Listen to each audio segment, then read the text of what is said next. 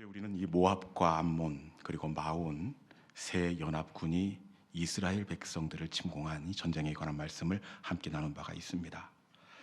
3개국이 기습 공격을 했는데 이스라엘 백성들이 이 상황 가운데에서 찬송을 하고 있습니다. 여호와께 감사하세. 여러분, 지금은 아무리 봐도 찬송할 이유가 없습니다. 아무런 잘못도 없는데 적국들이 기습 공격을 하고 있습니다. 그리고 3개국이 침공했기 때문에 대적할 능력이 없고 어떻게 할 줄 알지 못하온 그런 상황 가운데 있습니다. 여러분, 이 상황 가운데서 찬송을 하더라도 여호와께 감사하세가 아니라 여호와께 불평하세, 불평을 노래할 것 같습니다. 그럼에도 불구하고 저들이 이 가운데에서도 찬송을 노래할 수 있었던 이유가 있습니다. 그 이유는 그핫 자손과 고라 자손과 레위 사람들이 먼저 찬송하기를 시작하더라. 여러분, 그핫 자손, 고라 자손, 레위 사람들, 이 사람들이 어떤 사람들입니까? 이 사람들은 백성의 지도자들입니다. 백성의 지도자들이 먼저 찬송을 하고, 그리고 그 다음 절에 보니까 백성들이 찬송하게 되었더라, 그렇게 말씀하고 있습니다. 여러분, 저들의 찬송은 위로부터 시작된 찬송이었습니다. 백성의 지도자들이 찬송을 하고, 그리고 그 다음에 공동체가 찬송하게 되었습니다. 여러분, 교회도 마찬가지입니다. 교회도 일꾼들이 감사하면 그 교회는 감사하게 될 줄로 믿습니다. 반대로 일꾼들이 원망하고 불평하면 교회에는 원망의 분위기가 될 수밖에 없습니다. 저는 우리 교회 항존 직부자들의 입술이 찬송하는 입술 될 수 있기를 주님의 이름으로 축원합니다. 왜냐? 일꾼 맡은 자의 그 입술이 찬송이 되면 우리 교회가 감사의 찬양대로 노래할 수 있게 될 줄로 믿습니다. 오늘 우리가 함께 나누게 될 말씀은 엘리사 선지자가 이 여리고에 있을 때에 엘리사 선지자를 찾아온 여리고 사람들의 이야기로부터 출발하고 있습니다. 여리고 사람들이 엘리사를 찾아와서 어떤 이야기를 하느냐, 우리 열왕기하 2장 19절에 있는 말씀 같이 한번 읽어보겠습니다. 열왕기하 2장 19절입니다. 자, 시작. 그 성읍 사람들이 엘리사에게 말하되 우리 주인께서 보시는 바와 같이 이 성읍의 위치는 좋으나 물이 나쁨으로 토산이 익지 못하고 떨어지나이다. 아멘. 여리고 사람들이 엘리사를 찾아와서 어떤 이야기를 하고 있느냐, 이 성이 위치는 좋으나, 이 여리고 성이 매우 좋은 곳에 위치해 있다, 이렇게 먼저 이야기하고 있습니다. 여리고 성은 실제로 지정학적으로 매우 좋은 곳에 위치해 있는 도시입니다. 이 여리고는 가까운 곳에 동편으로 요단강이 흐르고 있습니다. 여러분, 사막 가운데 요단강이 흐르고 있으니 이 여리고는 이 오아시스가 발달한 도시입니다. 이 건조한 땅에 물이 있고 온도가 따뜻하면 오아시스가 발달하게 되어 있는데, 여리고는 지정학적으로 물이 가까이에 있는 오아시스가 발달한 도시였습니다. 그리고 남쪽에는 사해 바다가 있어서 사계절 내내 온난한 기후를 유지하는 도시입니다. 그래서 여리고는 대대로 왕들의 겨울 별장지가 있었던 곳, 살기 좋은 곳이 여리고였습니다. 그리고 여리고에는 왕의 대로가 있습니다. 그래서 고대부터 국제적인 무역의 중심지가 여리고였습니다. 그래 출애굽한 이스라엘 백성들이 가장 먼저 탐을 내고 공격했던 그 성이 어떤 성이죠? 여리고 성이었습니다. 여리고는 아주 위치가 좋은 기름진 땅이었습니다.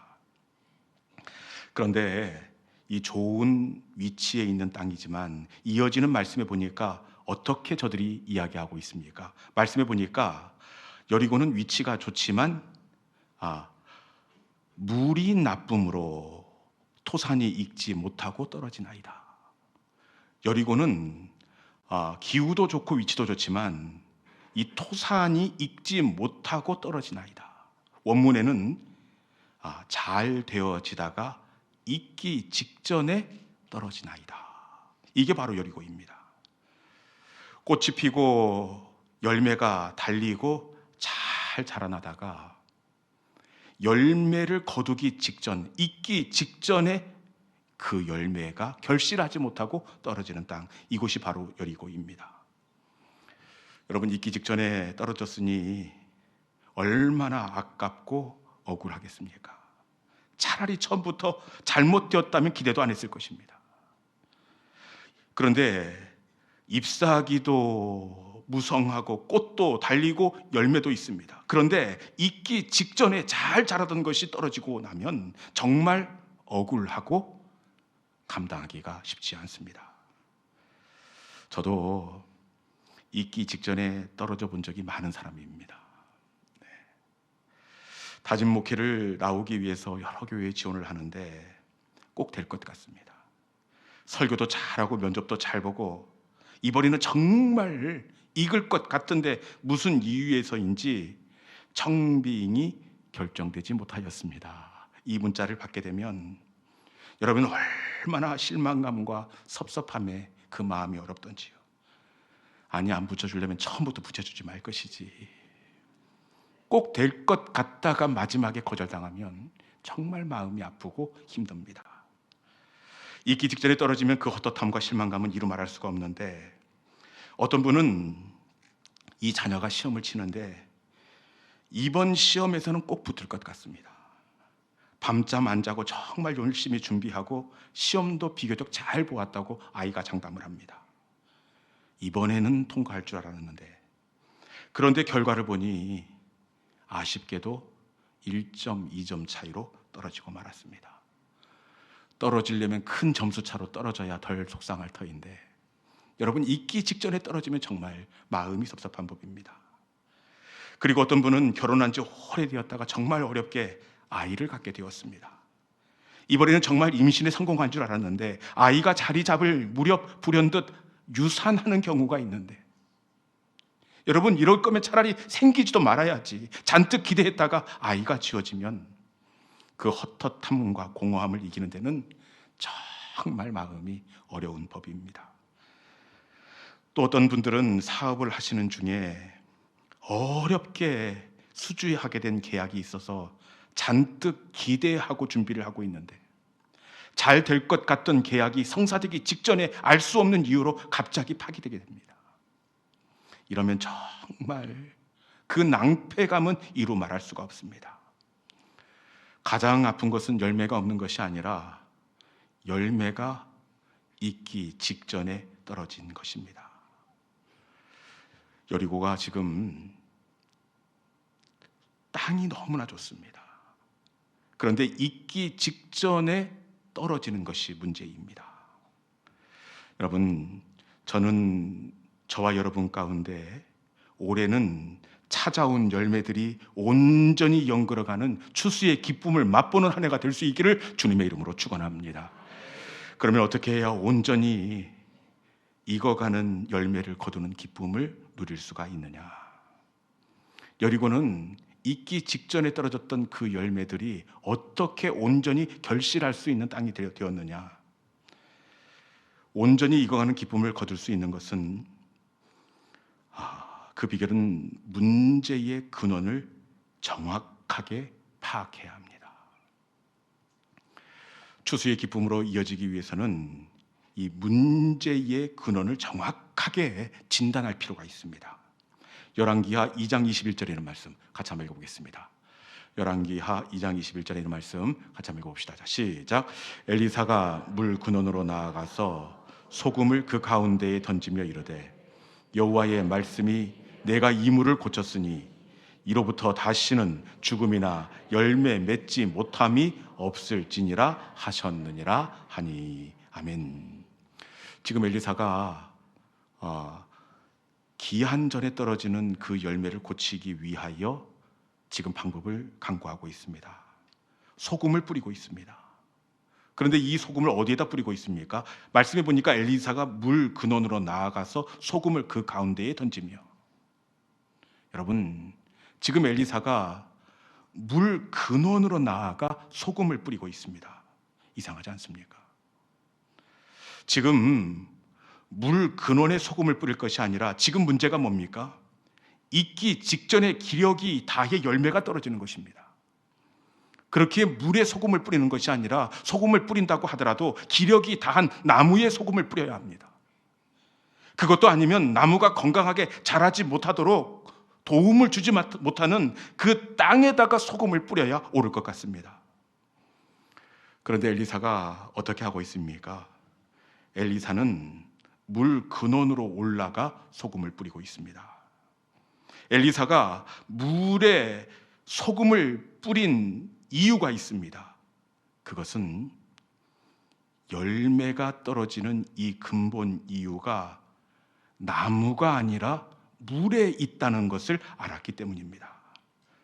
여러분, 사실 겉으로 보기에 과일이 떨어지는 것, 나무에 문제가 있다고 생각할 수 있습니다. 여러분, 그런데 진짜 근본은 나무가 아니라 물이 좋지 못하여 익기 직전에 과일이 땅에 떨어졌다는 사실입니다. 그렇기에 엘리사는 근원으로 나아가 소금을 지금 뿌리고 있습니다. 여러분, 성숙한 하나님의 사람은 나타나는 현상을 보고 처방하는 사람이 아닙니다. 성숙한 하나님의 사람은 원인을 진단하고 원인을 고치는 사람이 성숙한 하나님의 사람이 되는 줄로 믿습니다. 여러분, 현상을 고치는 것이 아니라 근원을 고치는 것입니다. 사도행전 6장에도 보면 이 근원을 고치는 사도들의 그 처방이 나오고 있습니다. 사도행전 6장에 보면 초대교회 가운데 문제가 생겼습니다. 교회 안에 있는 이 홀로 사는 여인들에 대한 구제의 문제로 기존 교인들 그리고 이제 막 들어온 헬레파 유대인 간에 큰 분란이 일어나게 되었습니다. 누가 봐도 이 공평하지 못한 이 헬라파 유대인들에게 이렇게 덜 구제가 흘러가는 것, 이것이 원인처럼 보여집니다. 불공평의 문제처럼 그렇게 보여집니다. 여러분, 그렇기 때문에 어떻게 문제를 해결해야 되겠습니까? 그 구제를 책임지는 책임자를 불러다가 교육을 하든지, 아니면 양쪽 파가 지금 오해가 있기 때문에 양쪽 대표들을 불러서 오해를 풀어야 이것이 해결책처럼 그렇게 보여집니다. 그런데 이 분배의 문제로 큰 갈등이 발생했는데 사도들이 어떻게 이 문제를 해결하고 있느냐? 우리 사도행전 6장 3절 4절에 있는 말씀 같이 한번 읽어보겠습니다.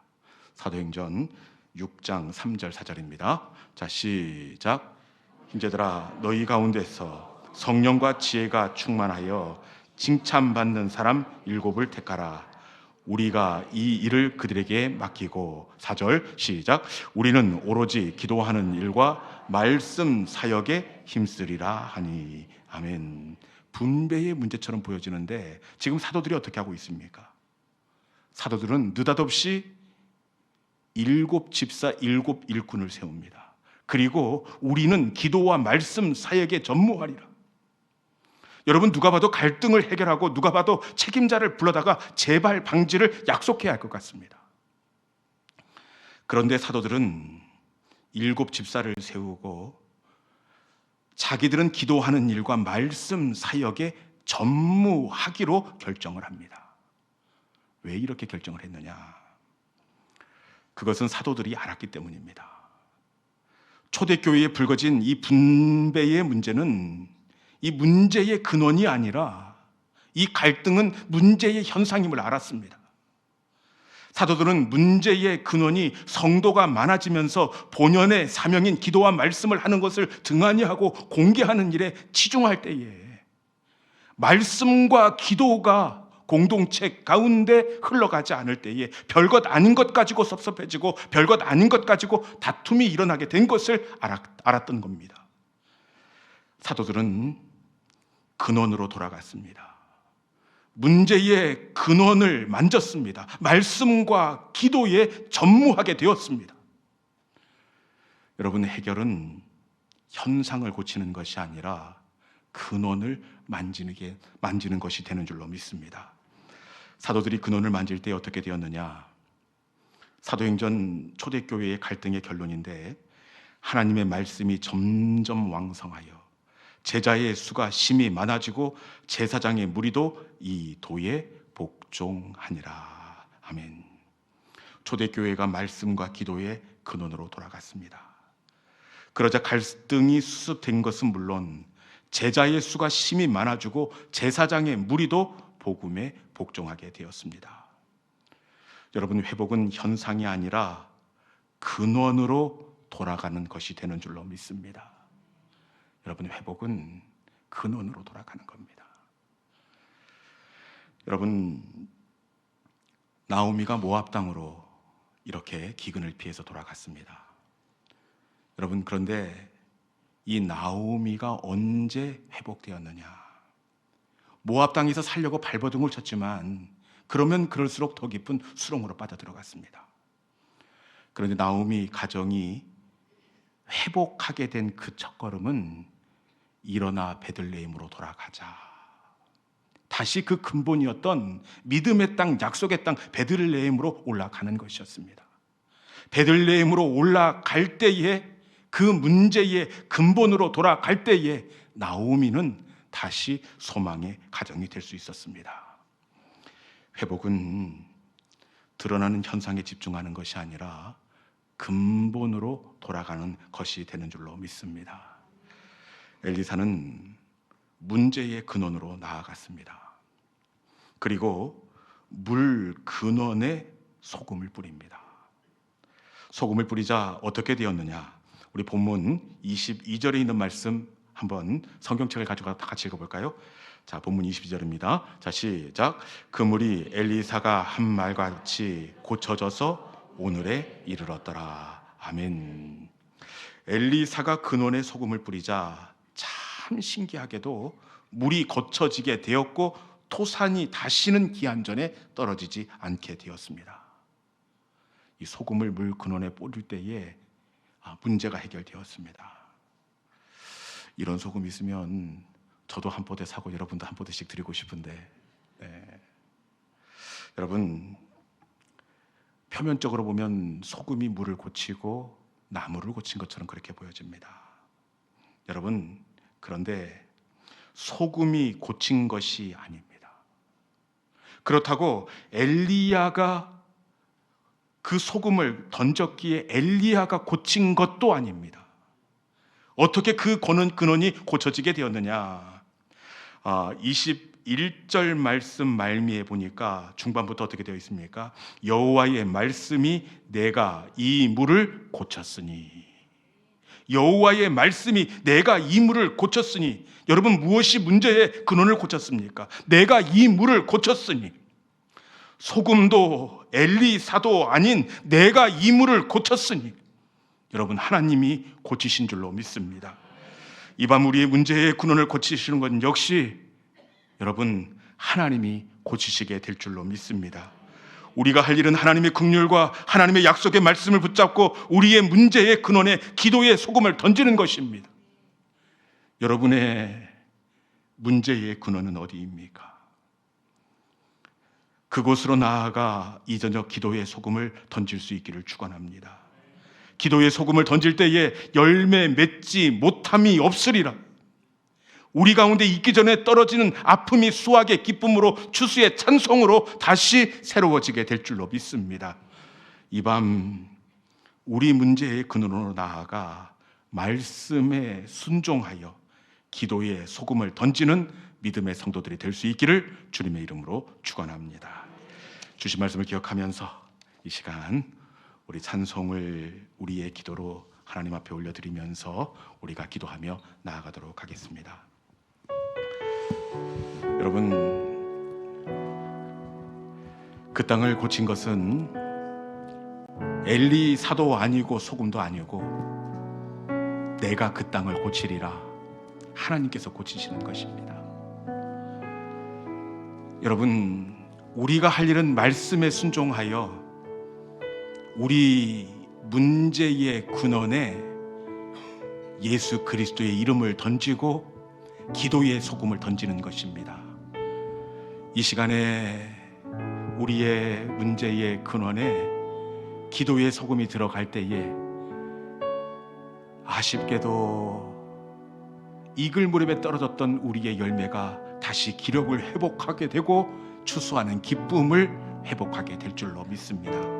이 시간 능치 못함이 없으신 하나님, 전능하신 나의 하나님을 기억하면서 이 찬송이 우리 삶의 문제의 근원으로 던져지는 기도의 그물이 되기를 원합니다. 이 시간 주신 말씀 기억하면서 전능하신 나의 주 하나님 함께 찬송으로 나가도록 하겠습니다. 전능하신 나의 주 하나님은 능치 못하실 전혀 없네. 우리의 모든 간구도 우리의 모든 생각도 우리의 모든 꿈과 모든 소망도 진실하신 나의 주 하나님은 우리의 모든 괴로움 바꿀 수 있네. 불가능한 일 행하시고 죽은 자를 일으키시니 그를 이길 자 아무도 없네.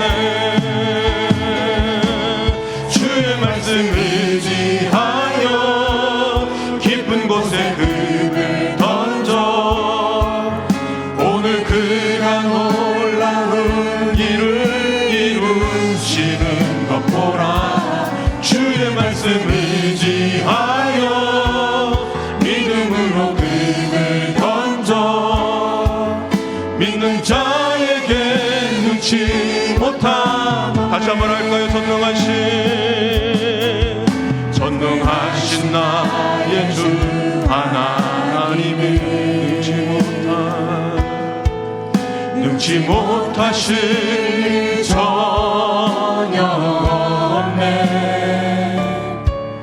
우리의 모든 간구도 우리의 모든 생각도 우리의 모든 꿈과 모든 소망도 신실하신 나의 주 하나님은 우리의 모든 괴로움 바꿀 수 있네. 불가능한 일 행하시고 죽은 자를 일으키시니 그를 이길 자 아무도 없네. 아멘. 주의 말씀 의지하여 깊은 곳에 금을 던져 오늘 그가 놀라운 일을 이루시는 것 보라.